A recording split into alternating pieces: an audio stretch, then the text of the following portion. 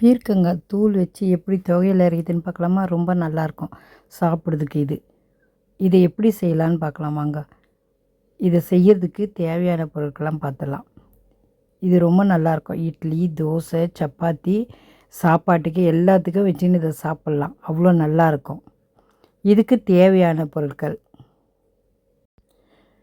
பீர்க்கங்காய் தூள், தக்காளி, இஞ்சி, வெங்காயம். இப்போ இதை எப்படி வதக்கிறதுன்னு காமிக்கிறேன்.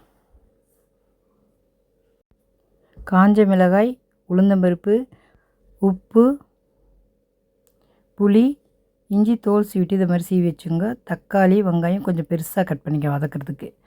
இப்போ பீர்க்கங்காய் தோலை இது மாதிரி கையிலேயே இது மாதிரி குட்டி குட்டியாக உடச்சி போட்டுங்க. அப்போ தான் வதக்க ஈஸியாக இருக்கும்.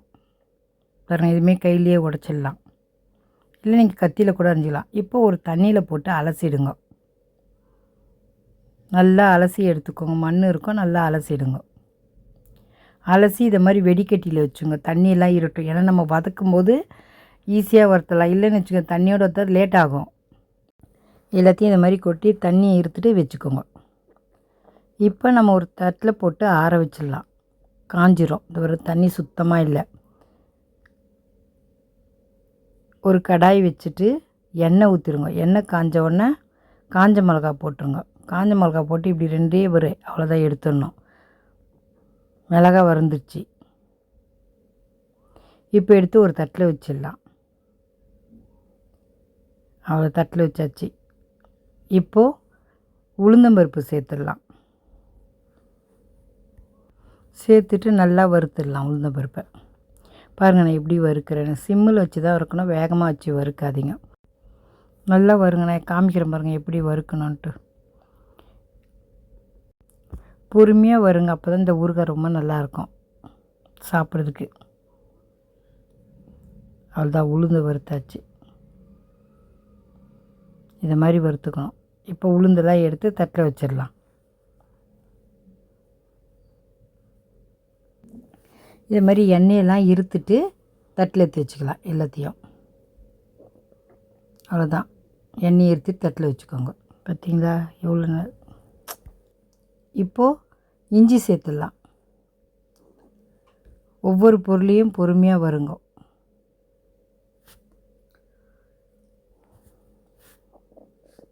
பாருங்கள், இது மாதிரி இஞ்சி வறுத்தாச்சா. இப்போது பீர்க்கங்காய் சேர்த்துலாம். நல்லா காய வச்சாச்சு. இப்போ பீர்க்கங்காய் எடுத்து சேர்த்து வறுத்துடலாம். இஞ்சி எடுத்து தட்டில் வச்சிடலாம். இப்போ பீர்க்கங்காய். இப்போ இதை கடாயில் கொட்டி நல்லா வறுத்துடலாம். எல்லாம் சிம்மிலே வச்சு வருங்க. வேகமாக வச்சிங்கன்னா ஒரு மாதிரி தீஞ்சிடும். அதனால் பொறுமையாக இது மாதிரி சிம்மில் வச்சு வறுத்து சாப்பிட்டு பாருங்கள். ரொம்ப நல்லாயிருக்கும். வறுக்க மட்டும்தான் நல்லாயிருக்கும். செஞ்ச ஒன்றை பாருங்கள், ஒன்றுமே இருக்காது, சாப்பிட்ருவாங்க. அவ்வளோ நல்லாயிருக்கும் இது. அவ்வளோதான், இதுவும் வந்துச்சு. இன்னும் கொஞ்சம் முக்கால்வாசி வந்துச்சு. இன்னும் கொஞ்சம் நேரம். அவ்வளோ நல்லாயிருக்கும் இந்த ஊறுகாய். அவ்வளோதான், வறுத்தாச்சு, ரெடி ஆயிடுச்சு. இப்போ நம்ம தட்டில் எடுத்து எண்ணெயை எடுத்துகிட்டு வச்சிடணும். அவ்வளோதான், வறுத்தாச்சு பாருங்கள். இதை மாதிரி வறுக்கணும்.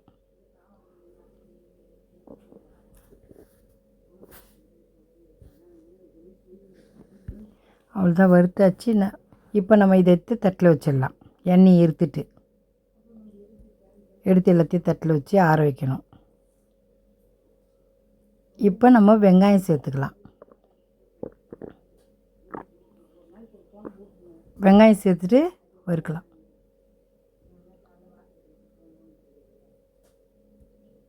வெங்காயமாக நல்லா வதக்கணும். இல்லைன்னு வச்சுக்க, வெங்காயம் வாசனை அடிக்கும். அப்புறம் வெங்காயம் சட்னி ஆகிடும்.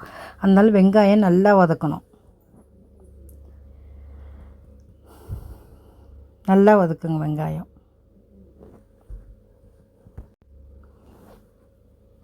இன்னும் கொஞ்ச நேரம் வதங்கட்டும் வெங்காயம். அவ்வளோதான், வெங்காயமும் வதங்கிடுச்சு. இதையும் எண்ணெய் இருத்துட்டு தட்டில் எடுத்து வச்சிடலாம். எல்லா எண்ணெயும் இருத்துட்டு தட்டில் வச்சுருங்க. இப்போ தக்காளி சேர்த்துக்கலாம். தக்காளியும் நல்லா வதக்கணும்.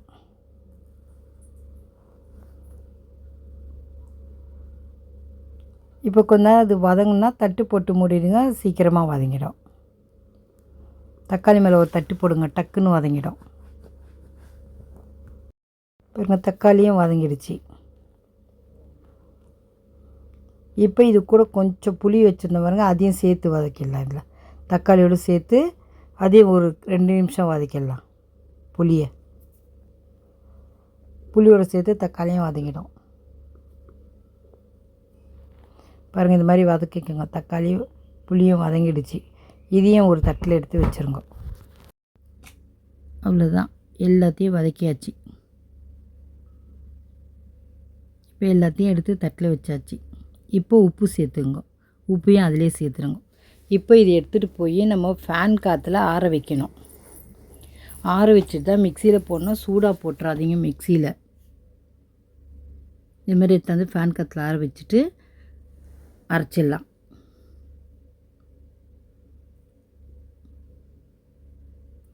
இப்போ நம்ம இது எப்படி அரைக்கிறதுன்னு நான் காமிக்கிறேன். நல்லா ஆறணும். சூடாக மிக்சியில் போடாதீங்க. இப்போ எடுத்து மிக்ஸி ஜாரில் போட்டு அரைக்கணும். வேறு மிக்ஸி ஜாரில் எடுத்து எல்லாத்தையும் சேர்த்துடணும். இப்போ எல்லாத்தையும் எடுத்து ஜாரில் போட்டு அரைச்சிடலாம். அரைச்சிட்டு லைட்டாக தண்ணி ஊற்றி இதை மாதிரி திக்காக இருக்கணும், அரைக்கணும். நல்லா மழமழன்னு அரைச்சி வச்சுக்கலாம். நல்லா மழமழன்னு அரைக்கணும். பாருங்கள், கொஞ்சம் தண்ணி ஊற்றி அரைச்சி வச்சுக்கோங்க. பீர்க்கங்காய் துவையல் ரெடி ஆயிடுச்சு. சாப்பிட்டு பார்த்துட்டு எப்படி இருக்குன்னு சொல்லுங்கள். நீங்களும் இதே மாதிரி அரைச்சி பாருங்கள். ரொம்ப நல்லாயிருக்கும். இது சாப்பிட்றது தோசை, சப்பாத்தி, இட்லி 3த்துக்கும் சாப்பிடுங்க. ரொம்ப நல்லாயிருக்கும். சாப்பிட்டு பார்த்துட்டு எப்படி இருக்குன்னு சொல்லுங்கள். லைக் பண்ணுங்கள், ஷேர் பண்ணுங்கள், மறக்காமல் நம்ம சேனலுக்கு சப்ஸ்கிரைப் பண்ணுங்கள். தேங்க்ஸ் ஃபார் வாட்சிங்.